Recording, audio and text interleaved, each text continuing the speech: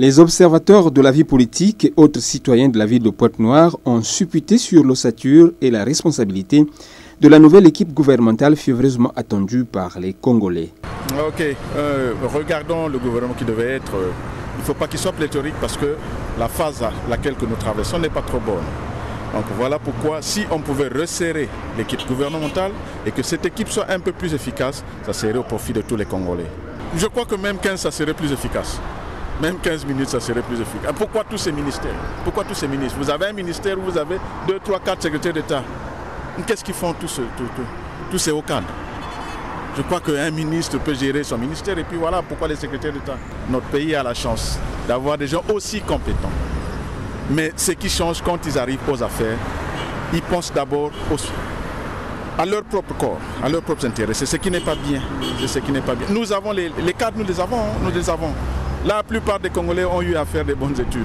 Ça et sur ça, il n'y a pas de problème. Mais c'est surtout l'amour du prochain. Il faut qu'ils regardent sur l'amour du prochain. Ne pas rester concentré sur soi-même.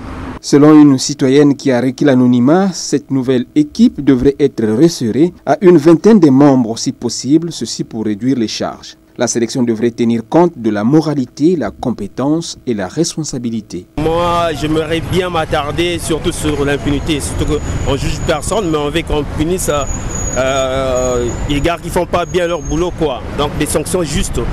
C'est juste ça, à mon avis, quoi, mon opinion.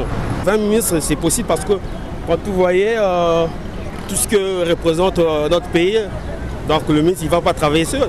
Il doit avoir les collaborateurs, il doit avoir les gens autour de lui. Et donc, du coup, comme le pays a beaucoup de... C'est encore un chantier, quoi. C'est encore un chantier.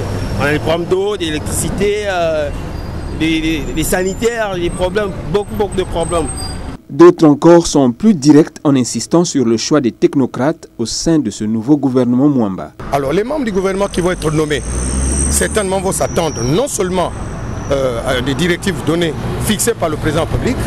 Le chef du gouvernement qui a été reconduit, nommé par le président public, a renouvelé de nouveau sa confiance, doit attendre l'ensemble des membres du gouvernement. On ne va pas aussi comprendre quel est le fond de tout cela. Nous n'avons pas besoin que ça soit plus politique. Le politique, c'est pendant cette élection qui venait de se tenir. Nous avons élu à la magistrature suprême le chef de l'État. Et au niveau des institutions, nous avons un Premier ministre qui est nommé. Ainsi de suite, ça va se suivre. Si vous prenez des gens qu'il faut nommer dans le cadre politique, ça ne tiendra pas. Nous ne prenons pas ça sous la forme propre, être politique. Nous prenons des cadres administratifs. Nous n'aurons pas un ministre qui est là juste pour les slogans de Oye Oye. Un homme efficace, déterminé, rentre dans son secteur ministériel. Voilà. Tout compte fait, l'efficacité, la créativité, l'innovation, la responsabilité et le terrain seront sûrement parmi les critères qui détermineront l'originalité de cette nouvelle équipe gouvernementale dite de combat.